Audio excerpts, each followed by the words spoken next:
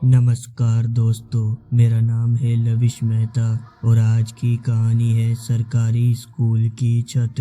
उस पुराने सरकारी स्कूल की छत तो वैसे भी सालों से कमजोर थी। लोग कहते थे अरे गिर जाएगी एक दिन, ध्यान रखना, पर गिरती नहीं थी, बस अजीब सी आवाज करती थी।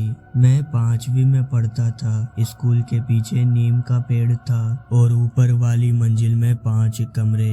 दिन में सब ठीक रहता था, पर दोपहर के बाद ऊपर जाने का मन नहीं करता था। क्यों? कोई वजह नहीं, बस अजीब सा लगता था। एक दिन बारिश होने वाली थी, बादल नीचे आए हुए थे, हवा थोड़ी ठंडी थी। मास्टर जी ने कहा, बच्चों अपनी कॉपियां उठा लो, पानी टपकने लगता है ऊपर से। सब नीचे चले गए। मनोज अपनी कॉपी वहीं भूल गया। उसने मुझे कहा, चल मेरे साथ चल। मैंने मना कर दिया, नहीं यार, मुझे अच्छा नहीं लगता ऊपर। वो अकेला ही चला गया। सीढ़ियों पर चढ़ते हुए उसकी चप्पल की आवाज साफ आ रही थी। फिर एकदम से चुप्पी, ऐसी चुप्पी कि लगा कमरे के अंदर हवा भी रुक गई हो।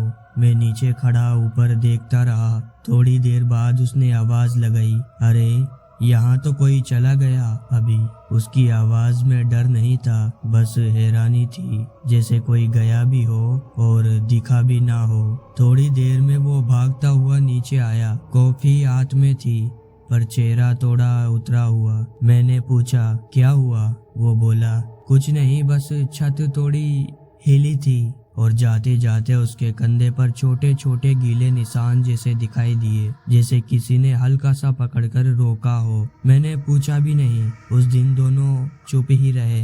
पर उसी शाम मास्टर जी ने ऊपर वाला कमरा बंद कर दिया। कहा कि छत में कुछ गड़बड़ है, कोई भी बच्चा ऊपर नहीं जाएगा। और तब से वहाँ कोई नहीं गया। अगले 2-3 दिन स्कूल में कुछ खास नहीं हुआ।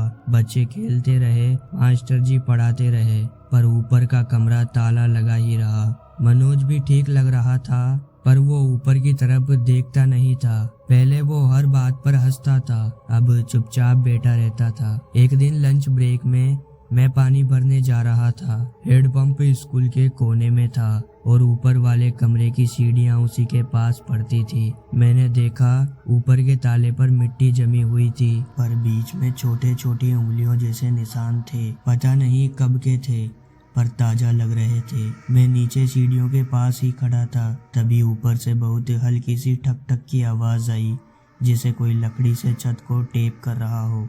मैंने सोचा हवा होगी, पर हवा नीचे चल रही थी। ऊपर वाली मंजिल बिल्कुल शांत। मैंने आवाज लगाई, कौन है ऊपर? कोई जवाब नहीं, बस दोबारा वही धीमी ठक ठक, इस बार थोड़ा साफ। मैं सीढ़ियों से 2 कदम पीछे हट गया। उसी समय मनोज आ गया। उसने मेरी तरफ देखा और बोला, तू भी सुना? मैंने सिर हिला दिया। मनोज नीचे बैठ गया, जैसे पैर में जान ही ना बची हो, और धीरे से बोला, ताले के बाद की आवाज आती है, रात में और तेज आती है। मैंने पूछा, क्यों, तूने सुनी है? वो कुछ सेकंड चुप रहा, फिर बोला, उस दिन जब मैं कॉफी लेने गया था, वहाँ कोई खड़ा था कमरे के कोने में। दिख नहीं रहा था, पर लगा कोई है, और उसने मुझे छुआ था। मैंने मजाक में पूछा, कैसे छुआ? उसने अपने कंधे को पकड़ा, वही जगह जहां मैंने गीले निशान देखे थे। वो बोला, ठंडा, बहुत ठंडा हाथ था वो, जैसे पानी में डूबा हो। मैं कुछ बोल नहीं पाया। उसी शाम स्कूल के चपरासी ने मास्टर जी को बताया, ऊपर की छत फिर से हिली है, ताला लगा हुआ है, फिर भी अंदर से कोई आवाज आती है।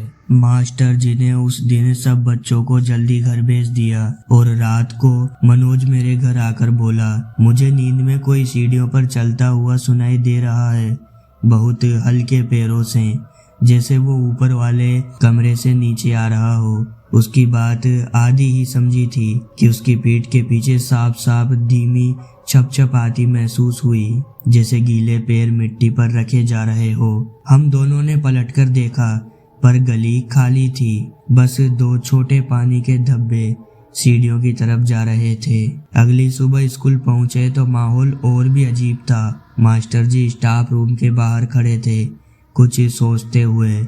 और ऊपर की तरफ बार बार देख रहे थे। बच्चे मैदान में खेल रहे थे, पर कोई ऊपर वाली मंजिल की ओर नहीं जा रहा था। सबको जैसे बिना बताए ही पता था कि वहाँ कुछ ठीक नहीं है। मैं और मनोज क्लास में बैठे थे। उसका चेहरा पीला लग रहा था। वो रात भर नहीं सोया, ये मुझे साफ दिखाई पड़ रहा था। पीरियड बदलते बदलते अचानक छत से बहुत हल्की सी खर खर जैसी आवाज आई, जैसे कोई उंगली से दीवार खुरेद रहा हो।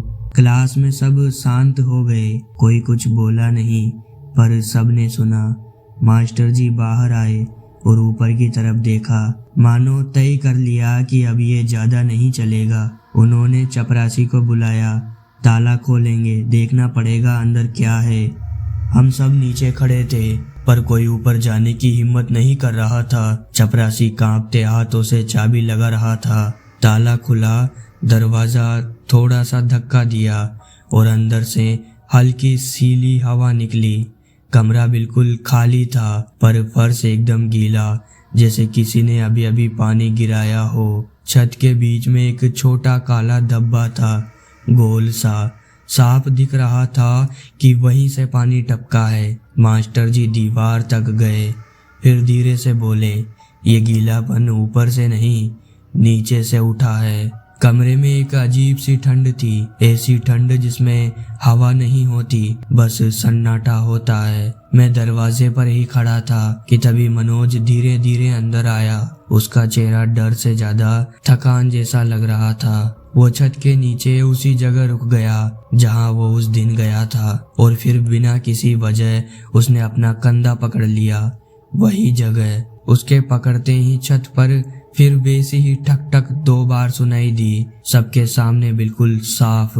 चपरासी डर के मारे बाहर भाग गया। मास्टर जी भी एक पल के लिए रुक गए, फिर उन्होंने तुरंत कहा, सब नीचे उतर जाओ, अभी, तुरंत। हम नीचे भाग आए। कुछ देर बाद स्कूल के बड़े साहब आए। उन्होंने पूरा कमरा बंद करवा दिया, ताला बदल दिया गया और ऊपर जाने पर सख्त रोक लगा दी। उस दिन के बाद ऊपर वाला फ्लोर हमेशा के लिए बंद कर दिया गया। मनोज कुछ दिनों के बाद दूसरे शहर चला गया। उसकी तबीयत ठीक नहीं रहती अब।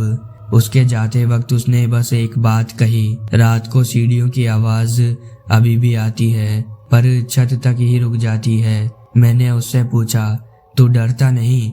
उसने थका हुआ सा जवाब दिया, डर नहीं लगता, बस लगता है वो किसी को ढूंढ रही है, वो जो छत के नीचे ही रहता है। और आज भी जब कभी मैं उस स्कूल की तरफ जाता हूँ, ऊपर की मंजिल शांत खड़ी दिखती है। दरवाजे पर मोटा ताला लगा है, खिड़कियां बंद है, पर धूप में भी छत के किनारे हल्का सा गीलापन नजर आता है। हमेशा एक ही जगह, जैसे कोई हर रात वहीं आकर खड़ा होता है, चुपचाप, बिना आवाज, बस छत को देखता हुआ। आज की कहानी यहीं पर समाप्त होती है।